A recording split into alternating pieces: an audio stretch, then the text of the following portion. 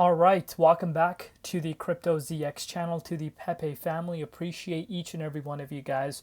The Pepe community really shows how powerful they really are. By the way, they've been supporting me, not just recently, literally from the get-go. So, I appreciate each and every one of you guys that tune in from the beginning and that are still here right now, because in terms of retail interest, it's not there. But the ones that are still here, I love you guys, and your support means the world to me. So let's take a look at what's really happening with Pepe right now. So it's up about 6.2%, and I'm sure a lot of people are excited seeing that. As far as the broader market goes, the broader market is feeling the love right now. And again, if you do follow the channel on a regular day-to-day basis, I'm sure you guys know that. So it's up 6.2%, obviously reacting in a really positive way to the overall market momentum. On the weekly time frame, it's up about 15%. But let's take a closer look and see what really is happening with Pepe right now. Before I do that, though, as always, just a quick disclaimer: anything on this channel is not financial advice. Always do your own due diligence and research when you are investing in cryptocurrencies. So looking at the price, 0.000078, so pretty much still about 5 zeros in front of the price, but up 6.4%, also up 3% in Bitcoin and Ethereum comparative, which is really interesting to see right now. Reason as to why I say this is interesting to see is because of the fact that Bitcoin dominance is actually sitting at a new yearly high. The market cap, though, is at about $3.3 billion, but look at the 24-hour trading volume, which is at $1 billion. And that is powerful. And you guys know I don't, like to overhype things up. I keep it realistic. If it was looking bearish, I'm going to be coming up to you straight up and saying, things are looking bearish. But Pepe is looking good right now, and obviously, when I explain a little bit more into detail, kind of will make sense what my overall thoughts are. But looking at the holder count, we actually saw a dip in the holder count at the beginning of the month. We did see a dip around the overall market at this point, so that could kind of give us an indication why this happened. But pretty much since then, in an upwards trend, almost approaching 285,000 holders, which is absolutely insane to think of. But as far as the entire meme coin market valuation goes, 43.2 billion. But what the most important thing that I want you guys to understand is, Pepe is still ranked as the top third in terms of the market ranks, and so far not a single meme coin has been able to come close. How we talk about a very close battle, back in May, we did see Dog with had gaining a lot of traction, and that time, pretty much the entire market was booming.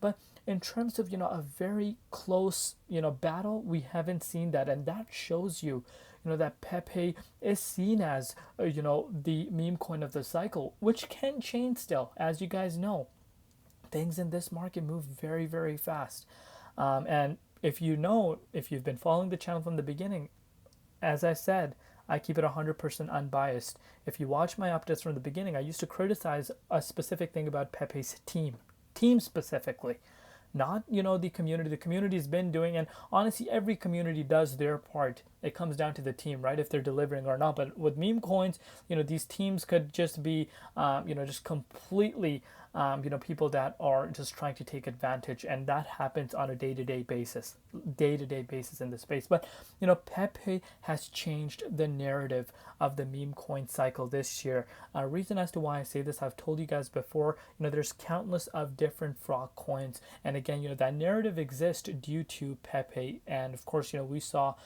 the other frog coin, which is of course Turbo. So like I said, a narrative in the making, and you can see there's literally like a few frog coins that are currently, if you combine, above like $600 million in terms of market valuation, and that speaks for itself. So in terms of the majority of the valuation, it's holding as of now. It's ranked as the top third, and you got to give the credit where it belongs. So of course that is something that I want to point out.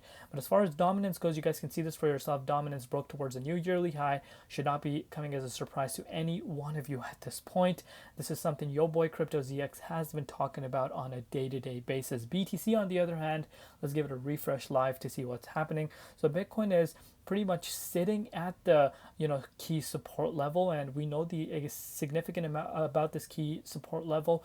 Obviously it was a resistance as the price was trying to go towards the upside, but the most important thing is that we did actually see that close above there. So that is really, really nice to see as of now. But of course, we're in a weekend. On the weekends we do tend to see more manipulation than usual, so we need to keep that factor in mind. But so far so good. If you do watch my other updates, you guys know that the FOMC meeting is coming up, which is causing a lot of people in the crypto community to be getting excited. So could that really trigger the price of Bitcoin to head towards a new all-time high? I think yes, that's a possibility if we do see that rate cut. But again, that's my own personal opinion. Only time is going to tell. Obviously, some external factors that we do need to also keep in mind that can impact the broader market, which of course is not in our control. But let's take a look at what's happening with Pepe. So, this long, lengthy consolidation below this key resistance. And of course, people can come out and say, we broke out, on August 24th, but I'm not even buying that because every single time never really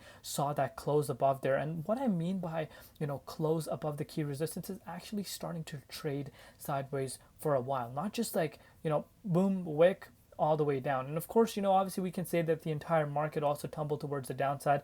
Those are some true factors. But if you want to put this into perspective, pretty much since August 3rd, we've seen two different retests above this key resistance, but obviously never managed to hold above there for good. So this time around, you could see the price of Pepe is picking up traction, trying to go for the third time to retest that key resistance. And could we see a major breakout? Possibly. Of course, if Bitcoin breaks out, starts heading towards the confirmation level for myself, which is at around 64K, I do believe that we could see actually Pepe replicating what it did, back in August. So again, if you wanted to retest the key resistance itself, it's only a move of about 4.5%. But in order for us to retest the August highs, that's a 25.29%. But one step at a time right now. I think we shouldn't get ahead of ourselves. So first, what we need to understand is, number one, the importance of this key resistance, how important it is for the price to get above there. And then of course, remember the other resistance, which is around the 85.19.